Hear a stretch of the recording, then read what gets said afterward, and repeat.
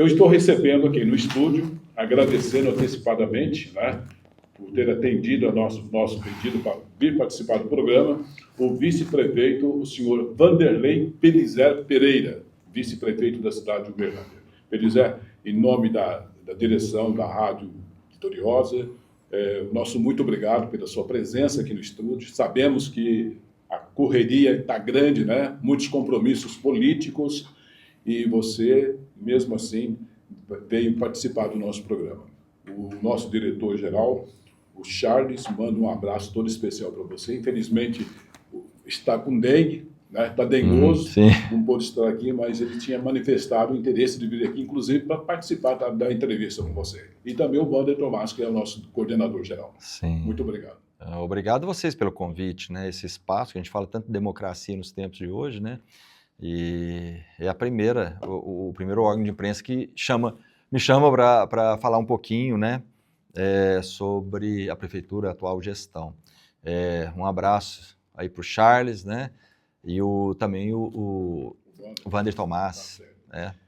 O Pelizer é uma personagem, né? Um personagem polêmico e que ninguém conhecia e que surgiu de uma hora para outra, né? Causando furor na política da cidade de Uberlândia. Quem é o Pelizer? Bom, Vanderlei Pelizer Pereira, filho de José Pereira e Iris Pelizer Pereira, né? Sou neto de imigrantes italianos, né, que chegaram na cidade, formaram a família, e eu estou na política, interessei-me na política a partir de 2005, quando houve o escândalo do Mensalão, né? E a partir daí eu comecei a ficar mais antenado, porque até então eu me casei, fui criar meus filhos, trabalhar, e como todo cidadão, a gente fala do Emílio Surita lá do Pânico, né, o cidadão médio, né, o afegão médio, eu ficava por conta ali dessa bolha e fazendo minhas coisas e não dando atenção. Quando eu me deparei com a entrevista falando sobre o escândalo do Mensalão, eu falei, pô, nós já vivemos hoje num regime socialista, né? Onde um ladrão é vítima da sociedade, um assassino é vítima da sociedade, pagamos altas taxas de impostos, tributos, né? E nós, de certa forma, temos um Estado que está, como diz o presidente Bolsonaro, na cacunda do cidadão, e o cidadão com poucos direitos, né? Então, a partir de 2012, 2013, eu comecei com ativismo político, com pessoa mesmo física, né? Fiz algumas manifestações junto ao Ministério Público de algumas coisas que eu não achava muito... alguns questionamentos, tanto na Prefeitura quanto na Câmara Municipal de Uberlândia. Mas você já tinha uma filiação partidária ou não? Não, eu tive quando... Bom, a história começa assim, quando eu era jovem, eu tenho um primo que eu tinha uns 18 anos, ele tinha uns 25, 26 anos, ele fazia o curso de História na UFO, né? E através dele, ele falou, pô, assina aqui uma ficha de filiação PT, o PT estava começando com todo o discurso, né, de anticorrupção, né, como establishment e tal, eu falei, pô, legal, né? Ah, mas não quero participar disso, não, assina, eu assinei a ficha, e eu me esqueci disso aí. Já fui do PT, já acredita no negócio desse? O professor Olavo de Carvalho, que foi um trotskista, né, e ele falava o seguinte, que quem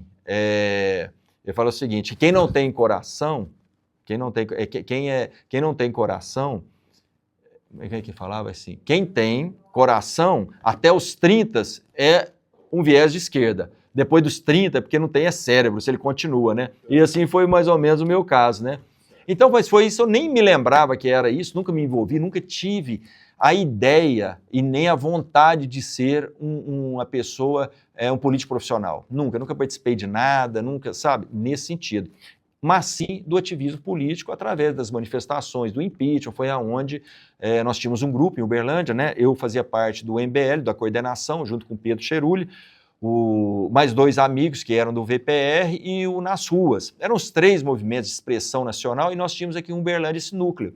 E através desse núcleo nós fizemos as manifestações do impeachment da então presidente Dilma, o Lava Jato, Lava Toga, todas aquelas manifestações que ocorreram nesse período, eu estava à frente, liderando. Então, minha história política começa assim com mais vigor nessa época dos movimentos sociais. Quem participou das manifestações do Tubal Vilela, nós chegamos a colocar mais de 20 mil pessoas ali, né, em certas manifestações, se lembra muito bem. As 10 medidas contra a corrupção também estávamos lá, e assim a minha caminhada.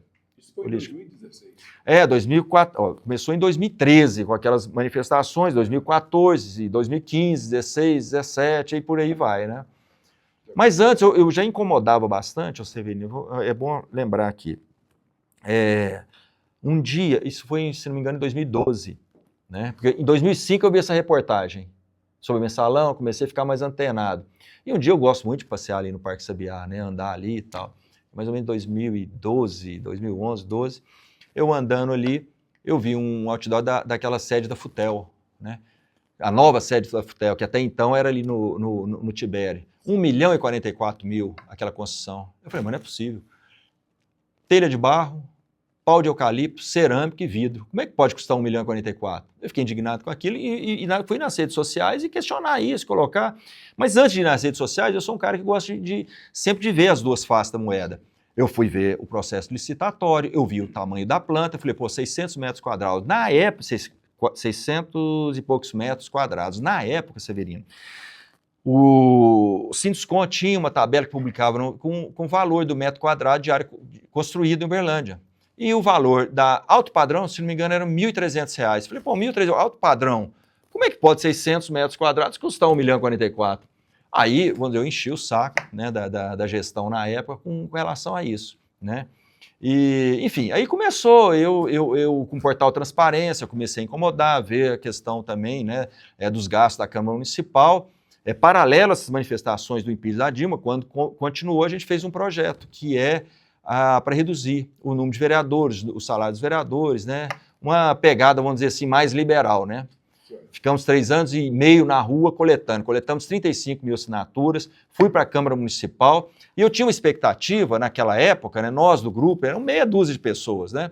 Nós ficamos 3 anos e meio coletando essas assinaturas para fazer o projeto de iniciativa popular, que pede 5% do eleitorado da cidade.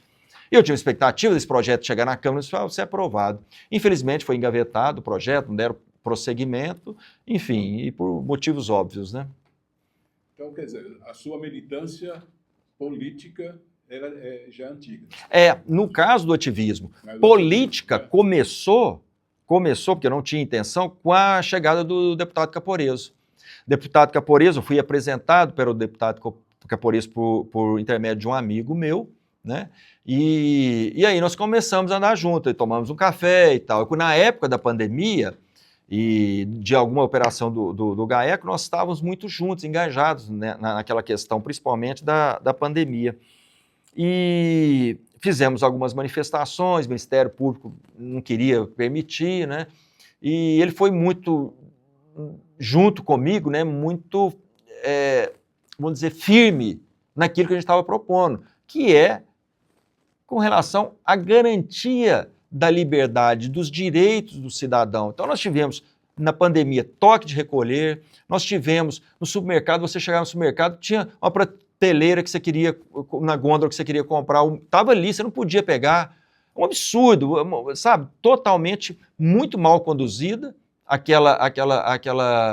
pelo comitê, então, do combate, né, ao Covid-19, com decisões arbitrárias, decisões assim, totalmente equivocadas, que se mostram hoje, né, que na época a gente criticava eram os negacionistas, eram os doidos, né, e na eleição eles deixavam o relatório da subcomissão da Câmara dos Deputados, né, do americano lá, deixou claro, né, um relatório de mais de 500 páginas, que todas essas medidas, a utilização de máscara, o distanciamento social, as próprias vacinas, né, foi um engodo, porque na realidade não se resolveu nada. E como é que saiu a criação do PL? O PL, com a vinda do Caporeso, ele foi o 24º vereador, ele chegou na cidade, ele foi o 20º, nós trabalhamos intensamente, porque nós já tínhamos a questão do Covid, que a gente tinha sido muito parceiro ali na hora, e nós fizemos a campanha dele. E a campanha dele foi o 24º vereador mais bem votado, 2.212 votos. Né? Uma pessoa recém-chegada em Uberlândia, foi uma vitória muito grande. A Uberlândia, apesar dessa dimensão que tem, número de habitantes, Ela, infelizmente, agora que ela está deixando um pouco essa característica, mas é uma cidade ainda muito provinciana, entendeu? Arraigada ainda, com muito, com muitas coisas aí que denotam um certo coronelismo ainda, né? Infelizmente, né? Então, a gente furar essa bolha é muito difícil, né?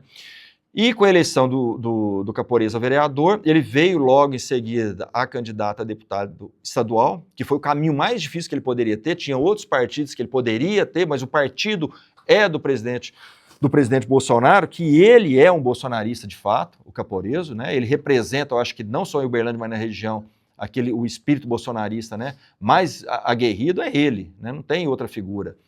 E pela fidelidade também que ele tem ao presidente Bolsonaro.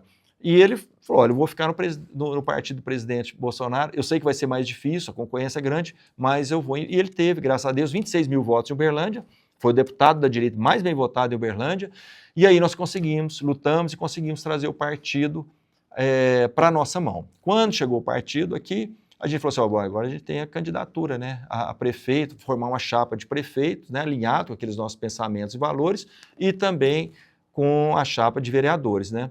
E não é fácil formar, né? Nós aprendemos muito nessa primeira eleição, né? Erramos bastante, muito mesmo, viu, Severino? Mas serviu de aprendizado, sabe? E a gente conseguiu, com essa vitória aí, pegando o PL, a gente conseguiu colocar o Caporeso como candidato, né? Então, pré-candidato a vice, candidato a prefeito. A gente sabia que as nossas chances, nós tínhamos chances, né? Porque a gente sabe que o candidato da esquerda, né, a Dandara, na época, ela já estaria naquela composição, eu imagino que ela já estaria no segundo turno. Eu acho muito difícil ela não estar. Mas aí ficaria, então, os outros candidatos disputando ali a segunda vaga, né? E a gente não tinha muito recurso financeiro, mas nós tínhamos o Caporeso, né, e uma equipe muito aguerrida, né, com a militância de rua para fazê-lo aí, pelo menos nós íamos dar muita dor de cabeça, principalmente nos debates. Agora, você foi responsável para a mudança que aconteceu, né? A interferência do Bolsonaro, né? A aproximação com a administração do prefeito Odelmo, sim, né? E que viabilizou, inclusive, né, concretizou a vitória do Paulo Sérgio. Olha, eu não tenho dúvida do papel do Caporeso, do PL, do presidente Bolsonaro, né, para que nós chegássemos aí no primeiro turno. E essa vitória, alcançasse essa vitória. Por quê? O risco era muito grande. O risco do Paulo Sérgio não ir para o segundo turno era muito grande. Com a saída do Caporeso, né, e essa união que nós fizemos, a pedido do presidente Bolsonaro, nós conseguimos virar a chave. Por quê? O Paulo Sérgio estava vindo na pesquisa, né, não estava decolando, como a gente e o pessoal esperava. Quando nós entramos na campanha, foi divulgado, se não me engano, na terça-feira, ou na segunda ou terça-feira, quando foi no domingo, rodamos uma pesquisa interna e já tinha crescido 8 pontos, só do trabalho e divulgação daquele vídeo nas redes sociais. E o PL chegou agregando o quê? Maior tempo de TV, é o nosso, né? E mais a figura do presidente Bolsonaro, a Michele Bolsonaro, que esteve aqui em Uberlândia também, apoiando a nossa candidatura. Então, isso todo houve uma composição. Eu sei que tinha muitos que torciam para que a gente vencesse, mas vencesse no segundo turno. Mas nós conseguimos vencer no primeiro turno. Agora, o seu nome não foi anunciado imediatamente, a cisão, né? A fusão, não foi anunciado imediatamente como vice. Como é que foi a negociação, né, do seu nome surgir? Porque existiam outros nomes mais conhecidos politicamente na cidade de Uberlândia. Sim. Né? Mas acabou sendo escolhido o Pelizer para ser o vice. Porque na realidade, né, quando houve o pedido do presidente Bolsonaro Caporeso, se houvesse a possibilidade dele, porque o risco da esquerda tomar o poder em Uberlândia era muito grande, era real, o Caporeso falou, não, presidente, eu estou aqui, sou um soldado aqui do senhor, aqui eu devo, né, ao senhor, e ele é muito grato e leal, o Caporeso, né, e quando ele falou assim, ok, mas o PL vai apresentar o vice, e o Caporeso falou assim, Pelizer, você é a pessoa que eu confio, o meu braço direito. Porque, tanto na Câmara aqui municipal quanto na Assembleia, a questão da orientação de votos, discurso, todo o trabalho ali político e também de legislativo, né, eu que fazia, né, até a construção de discursos do Caporeso, ajuda, né, nós sempre alinhamos, porque as nossas ideias são muito próximas, né, e isso contribuiu bastante. E aí, nessa ocasião, eu falei, olha, o vice, tudo bem, o PL entra, mas o vice é o Pelizer. E aí, né, para surpresa de muitas pessoas, né, e muitos que não gostavam da minha maneira, não gostam da minha maneira de ser, porque eu sou franco, o que eu tenho que falar, eu falo olhando no olho da pessoa. E eu não gosto muito, a pessoa quer falar comigo, venha bem embasado nas suas ideias para a gente ter uma discussão à altura, né? E não venha falar coisas que são fora da realidade, que eu não aceito mesmo. E qual foi a sua participação na elaboração do plano de governo, Paulo Sérgio?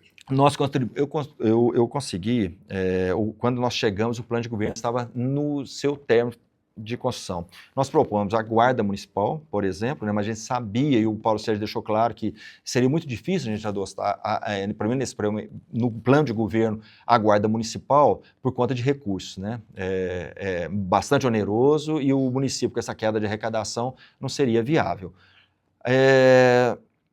O que eu pedi foi focado na saúde, porque hoje, Severino, o que acontece? O cidadão chega nas UAS, você está com um problema, por exemplo, uma conjuntivite, uma dor de garganta, dor de ouvido, né? Você está com algum problema nesse sentido. Aí você entra naquela faixa azul, protocolo de Manchester, azul e verde. Às vezes o cidadão fica lá 4 a 5 horas para ter até mais para ter uma receita ali do antibiótico, ele vai na farmácia, né? Então, e tem um outro problema, que é a questão dos especialistas, né? A gente sabe que é muito difícil o poder público, na hora que vai contratar, seja um pediatra, um especialista. Nesse momento, esses especialistas, muitas vezes precisa de um tutor, porque o cara está recém-chegado da universidade, ele não tem talvez tanta experiência, precisa de uma tutoria. Então, uma das coisas que nós contribuímos foi pedindo para aumentar esse quadro de tutoria, né? E uma das formas de fazer isso é através da telemedicina. Durante a transição, não estava no nosso radar, a gente pensou nos 100 dias de governo, uma das coisas que eu levantei junto ao secretário foi a possibilidade de a gente implantar aqui a telemedicina, mas implantar de fato, porque na realidade o que existe hoje... Nessa tecnologia. Sim, assim, eu conheço, eu vim da área de tecnologia, né? Eu sei quanto que ela pode agregar. E o Paulo tem uma cabeça nova e muito boa, ele é muito afeto a essas ideias, né? E aí eu falei, olha, a telemedicina eu acho que a gente pode, de fato, trazer, não para os 100 dias, que a gente inicialmente achou que poderia acontecer, mas precisa de uma melhor estruturação. E isso está amadurecendo, Severino. Então, eu acho que em pouco tempo a gente pode estar contando com esse serviço aqui na cidade de Uberlândia. O Paulo tem envidado esforços nesse sentido. Como eu te falei até antes aqui no bastidor, né? Ele dá liberdade para os secretários, né? Para atuarem, fazer o melhor que eles têm, entregar o melhor, sabe? Sem vaidade, sem nada.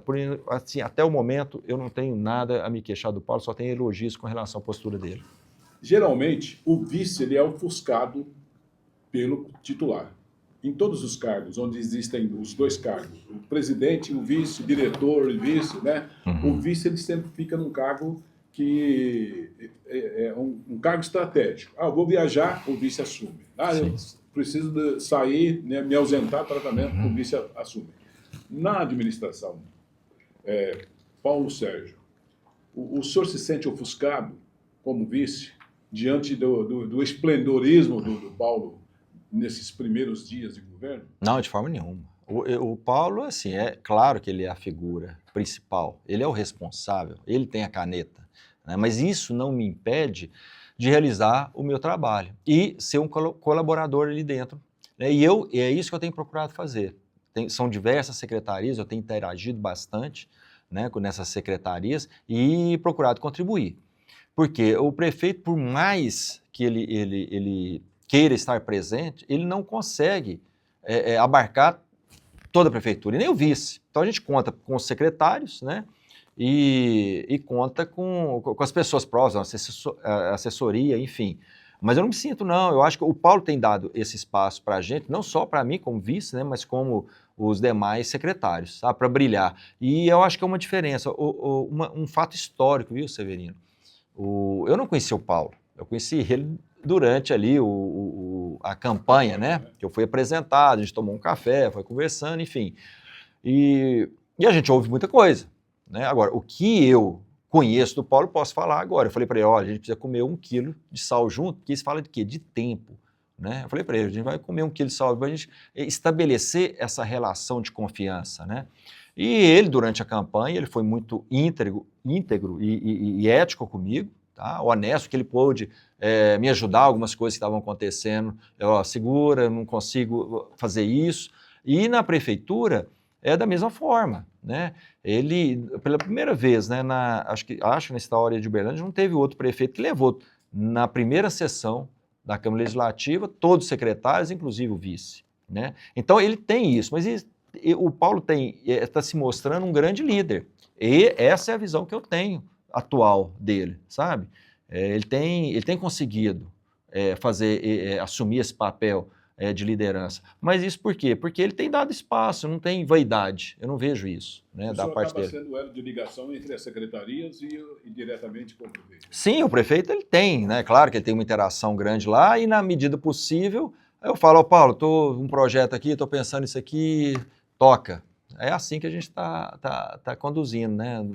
Olha, isso aqui não vai dar agora, vamos segurar. Como é o caso que eu te falei da telemedicina. A gente pensou que nos 100 primeiros dias, porque eu tinha uma visão, o secretário tinha uma outra ideia, a gente está construindo isso juntos, né? Junto, é bom, eu quero enfatizar aqui o papel da secretária de gestão estratégica, a Lívia. Uma pessoa formidável, está sendo muito importante nessa gestão. Sabe, muito importante mesmo. Eu outro dia eu estive compartilhando com ela, porque é a primeira experiência que ela tem na gestão pública, é a minha também, né? E, enfim, eu acho que ela está assim, apesar de ela fica mais, o papel dela não tem aparecido muito, mas ela é uma pessoa assim, que tem feito e vai fazer muita diferença na gestão Paulo Sérgio Pelizer. E o Paulo Sérgio, de fato, conta muito com o trabalho dela. O Paulo Sérgio, né, fez anúncios aí que nos últimos anos a cidade de Uberlândia esperava alguma decisão, principalmente com relação ao transporte, né? A tarifa zero para o estudante, sim, que era uma reivindicação antiga. Uhum. Né? Agora anunciou também a questão do vídeo monitoramento nos ônibus. Isso vai dar tranquilidade para os motoristas e também para o usuário do transporte. Sim. E várias outras ações. Né? São muitas ações que foram anunciadas pelo Paulo. Sim. Só uma que recentemente vem causando um certo, não é descontentamento, mas as pessoas não entenderam bem a questão do IPTU, né? Que é uma decisão jurídica, né? Que é uma orientação à questão do IPTU. Já discutimos aqui, inclusive no meu programa, com advogados, né? Pessoas ligadas a questão tributária, explicando, né? Não é uma atitude essa ilegal, ela tem fundamento, né, para se discutir e ter o IPTU. Sim. Mas o senhor falou a questão de lealdade. O Camporeso usou os meios de comunicação recentemente para fazer um pronunciamento com relação ao IPTU. Sim. Né?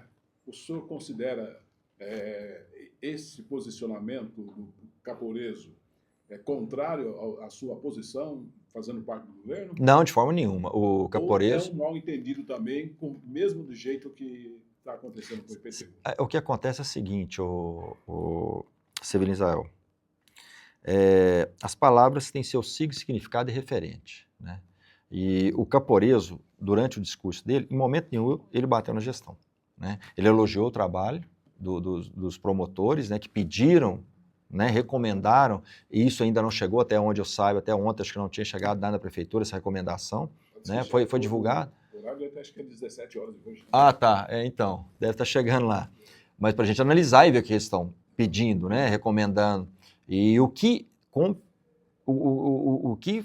nossa parte, a gente entender, e o Paulo Sérgio entender, o nosso jurídico e tal, que a gente possa, que não vai afetar esse processo, a gente entende que pode acatar, né, algumas recomendações, mas isso vai ser objeto de estudo. Não chegou, a gente não sabe o teor, a gente sabe através da imprensa.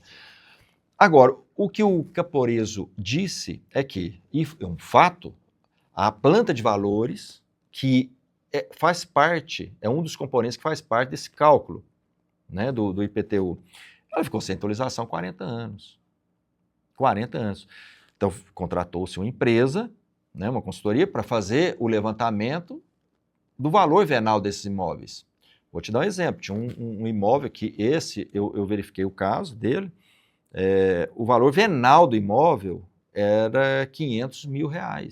Ele estava na planta de valores, valor de R$3 mil, ou pouco mais que isso. Aí o cara pagava R$50 de IPTU. Tá tudo certo, ninguém reclama. No momento que foi reajustado, aí foi para R$1.200, R$1.300. Então, o pessoal assusta mesmo. Agora, é importante ressaltar que, vou te falar que essa empresa que fez a avaliação do valor venal dos imóveis, ela acertou 100%? Não. Eu acredito que em algum caso, 1 ou 2 casos, sei lá, 1%, 2% desses casos lá, de toda a quantidade dos imóveis de Uberlândia, pode ser que tenha havido alguma discrepância com relação a isso. Mas, no geral, acho que foi, pelo que a gente percebeu, né, e pelo que eu vi, eu participei pouco desses estudos lá, pelo que eu percebi, estava bem alinhado. Agora, quem se sentir lesado, fala, olha, o valor do meu imóvel não é esse.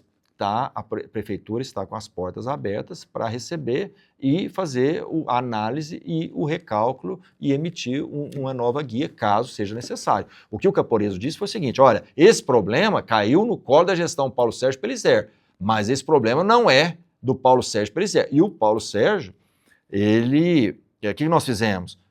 Vamos parcelar, porque você passar de um determinado valor de X, né, para 10X, por exemplo, não é fácil para assumir isso, né, abarcar. Então, fez esse escalonamento aí para pagamento e altura e reajustando o valor, né?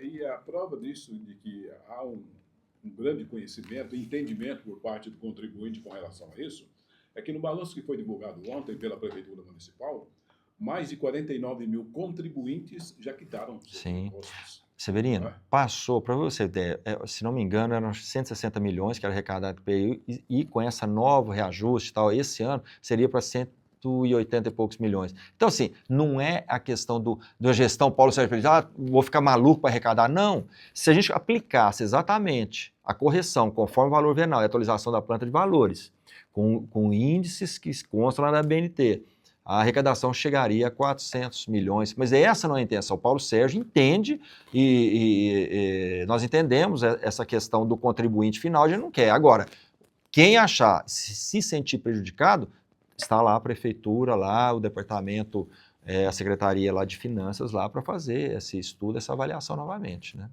Pellicer, o senhor falou que a relação à saúde, que é um ponto nevrálgico muito grande, né, que existe uma preocupação, um descontentamento com algumas partes, mas outros setores que o senhor tem propostas, o senhor poderia falar? Eu posso falar. Eu quero levantar um dado interessante.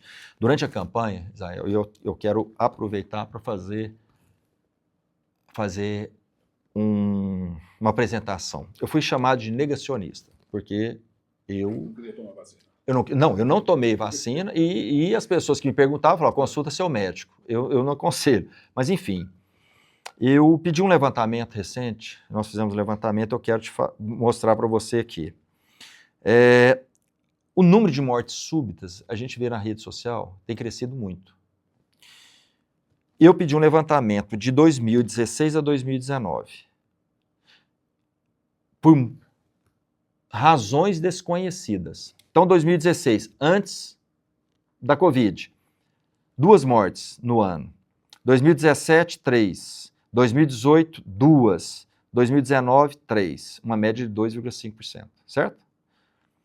2020, já com a pandemia, 15. 2021, 64. 2022, 70. 2023, 32. 2024, 49. Uma média de mais de 50%. Aí eu te pergunto, o que aconteceu? que até 2019 a gente tinha 2,5%, agora a gente tem 50%. Um crescimento aí, a gente pode falar exponencial, né, entre aspas aí. Então, isso nos causa espanto. E eu creio que a gente tem que, de repente, montar um comitê para investigar, porque morte desconhecida, nos últimos anos, aumentou muito. E a gente tem que saber o motivo disso. Esses números são locais. Esses números são do sistema de informação do Ministério da Saúde. Estão lá disponíveis. Tá? Esse é um trabalho, por exemplo, que o vice está fazendo. Você quer saber outra coisa que tem acontecido? Por exemplo, tem o Genoma Cov, que é um site da Fiocruz, um portal, que ele traça os genomas das cepas que estão em circulação da Covid. Eu fui chamado de negacionista. Pasme, em março de 2024, a Anvisa liberou a vacina. Ela cobra a cepa XBB15, que é uma originária aí, né, da Ômicron, uma variante da Ômicron. A gente sabe que a Ômicron se tornou uma gripezinha, de fato. Né? Quem não tem comorbidade e tal, a pessoa tem um sintoma e rapidinho ele está bom, não precisa nem de internação. Isso é que muitos médicos que tratam têm observado. Em Minas Gerais, essa variante deixou, na época que soltou a Anvisa, autorizou essa vacina, a XBB15, esse mesmo XBB15, essa cepa, estava parando de circular em abril de 2024, até o momento. Ou seja, por que está se vacinando as crianças na nossa cidade, ou as mulheres grávidas, com a vacina que essa cepa que ela cobre parou de circular em Minas Gerais? É um questionamento que eu faço. E como é que o senhor está agindo? Eu estou entrando no Ministério Público, solicitando a criação de um comitê em Uberlândia. E mais, eu quero saber também, ô Severino, um dado, que é o seguinte: quantas pessoas foram entubadas, pacientes, por conta da Covid, na época do Covid, e quantos vieram a óbito? Isso eu quero saber também. E dependendo do resultado, o que o senhor pretende fazer? Eu vou aguardar o resultado. Não tem um posicionamento? Ainda não. Não, eu gosto de primeiro levantar os dados, a informação. Né? Eu, na época do Covid, eu lutei muito por conta dessas questões. Que eu já era... aí eles usaram, né? Eu usava a máscara com o nariz de palhaço, tirei uma foto, publiquei na época. O que eu publiquei, eu disse o seguinte: em 2000, quando começou o primeiro caso de Covid em Uberlândia, eu falei assim, olha, tome as medidas necessárias, lave as mãos, né? Sem pânico. Estava começando, o pessoal já estava alvoroçado naquela época. Eu falei assim, toque sua vida. Toque sua vida, nós não temos como segurar o vírus. Isso por quê? Porque teve a pandemia no Sul, né? E o secretário na época era foi secretário, o doutor... me fugiu o nome. Ele fez um levantamento e falou assim, não adianta, ninguém consegue segurar o vírus, ninguém segura o vírus, não é através de uma máscara, porque o orifício da máscara, da máscara da 3M, que é a mais adequada, a N95, ela tem, o orifício dela é 1000 vezes maior que o tamanho da cepa do vírus em circulação, então não resolvia muito aquilo lá, né, usar a máscara. Eu coloquei a foto, tirei a foto, coloquei nas redes sociais. Negacionista, esse cara tá doido e tal. Mas não é. Hoje o relatório da subcomissão dos Estados Unidos está aí, colocando à prova. Né? A adoção, por exemplo, que na época do Covid eu fiz uma manifestação no Ministério Público pedindo para que colocasse um cartaz em todas as unidades de saúde falando que o cidadão ele tem o direito de ser comunicado e, junto com o médico, tomar a decisão do que ele quer, como que ele quer ser tratado. Isso é o mínimo. Aí eu tive, na época, eu estava conversando até, hoje ele é vereador aí, e na época eu cheguei a bater boca com ele nas redes sociais, né, porque ele falou assim, se o médico, você não é médico, tipo assim, né, eu falei, pô, eu não sou médico, mas eu estudei, eu vi os estudos científicos, tanto de um lado quanto de outro. Tem um parecer de especialista. Parecer lá, e eu vi se tinha conflito de interesse, não, que é outra coisa interessante. A ciência, a ciência, o Severino, ela começa com o quê? Com um debate de ideias. Consenso não é ciência, consenso é voto. Ah, é um consenso científico de que isso resolve determinado problema. Esses são votos. O consenso é o quê? Reúne-se 10 cientistas lá, 5 votam, 6 votam lá, que acreditam naquela tese, e o outro fala que não, venceu aqui a outra. E continuamente a gente tem visto revisões da medicina, inclusive com o uso da ivermectina agora, até da hidroxicloroquina, que foi condenada no passado. O que nós passamos em 2020 foi um atentado à liberdade de expressão. Tanto é que o Zuckerberg tal, falou que você não podia expressar nada, algumas palavras já eram proibidas. Quando você falava assina e tal, suprime isso aqui, não vamos deixar propagar, publicar. Eu acho que a gente só tem a ganhar com o debate. Eu estou certo? Estou errado? Vamos debater, vamos conversar. Eu acho que é isso. E esse comitê já está sendo... Não, esse comitê, eu estou entrando com o Ministério, numa manifestação no Ministério Público Federal, solicitando, eu tenho outros dados, né? E eu vou publicar isso querendo a criação desse comitê de... Hoje existe, para morte infantil de criança, recém-nascido, quando morre, tem um comitê da Secretaria de Saúde, vai lá, investiga, vê o que foi, por que morreu e tal, é fantástico, é muito bom isso. Só que a gente tem que ver também por que essas mortes conhecidas. O crescimento foi exponencial e a gente não pode, como responsável, né, eu falo que a gente é servidor público, né, deixar isso passar em branco, a gente tem que, acho que, investigar. Não estou dizendo que é por conta da proteína spike, seja de vacina ou não, mas a gente tem que investigar. Por que está ocorrendo isso? Pelo menos tem alguém falar alguma coisa, né? Justamente. Né? Belisário, o senhor teria mais alguma coisa para falar aqui no nosso programa? Seu primeiro contato, né, que o senhor está tendo com o ouvinte através do rádio? Eu agradeço primeiramente a Deus por ter me dado essa oportunidade. Né? A questão de ser um ente político não estava no meu radar. O Caporeso, quando ele foi eleito deputado, falou: Belisário, se prepara para você vir a vereador. Eu falei: Caporeso, eu não quero. Né? Eu quero, se você quiser, você seguindo essa linha que você está aí, que é muito alinhado com o que eu penso, eu vou ser o seu assessor até onde você chegar, onde você quiser, mas eu não quero entrar. E eu fui meio que junto com o presidente Bolsonaro e ele, né, falou: olha, vai você, né, como vice. Eu me senti muito honrado e falei: vou enfrentar. E graças a Deus, né, nós tivemos êxito, né, nessa caminhada. Eu falei: agora que eu estou na chuva e já molhei bastante, a ideia é a gente continuar e contribuir, né, de uma forma efetiva. Por quê, Severino? Enquanto ativista, né, você não tem caneta, você não consegue fazer muita transformação, né, você não consegue fazer muita coisa. Quando você está dentro, por isso que a gente fala, o Bolsonaro fala: você que é patriota, você que entre na política, né, para defender aquilo que você acredita. Porque só ficar no sofá ou você ficar nas redes sociais, você não tem condições de mudar. Você consegue mudar quando você participa de alguma forma, né? E estando lá dentro, a gente consegue vitórias. É difícil? É, porque política é a arte possível. Infelizmente, a gente não consegue tudo, aquilo que a gente quer, mas um pouco a gente consegue, eu tenho certeza. Eu tenho certeza que algumas coisas que eu já fiz, eu já consegui salvar, pelo menos, a vida de algumas crianças nessa cidade. Diante desse pronunciamento aí, existe possibilidade, então, do senhor continuar na política a partir desse ano? O senhor já pensa em alguma coisa, algum cargo?